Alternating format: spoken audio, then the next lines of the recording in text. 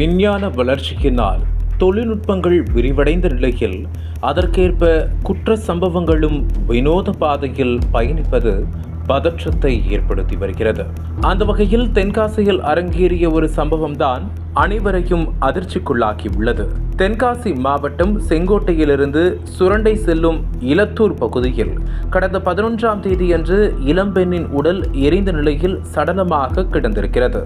அவ்வழியாக சென்றவர்கள் இதை பார்த்து திகைத்து உடனடியாக இலத்தூர் காவல் நிலையத்திற்கு தகவல் பறந்திருக்கிறது.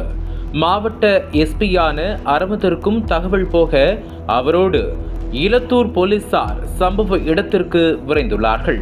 போலீசார் நடத்திய ஆய்வில் அந்த சடலம் சுமார் 30 வயது மதிக்கத்தக்க பெண் என்பது தெரியவர உடல் முழுவதும் 90% எரிந்த நிலையில் இடதுகை மட்டும் எரியாமல் இருந்துள்ளது. அதோடு அந்த பெண் காலில் மெட்டி அணிந்திருப்பதும் தெரிய வந்திருக்கிறது. சம்பவ இடத்தில் கிடந்த மது பாட்டில்கள் சேகரிக்கப்பட்டதோடு தடயவியல் குழுவினர் அங்குள்ள தடயங்களை சேகரித்து சென்றனர்.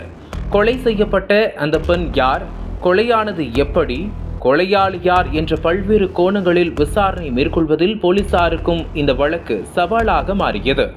இச்சம்பவம் குறித்து 3 தனிப்படைகள் அமைக்கப்பட்டு 3 கோணங்களில் துப்பு துலக்கப்பட்டது. கொலை செய்யப்பட்ட பெண்ணின் உடல் 90% எரிந்த நிலையில் அதை எரிப்பதற்கு விறகுகள் எதுவும் பயன்படுத்தவில்லை.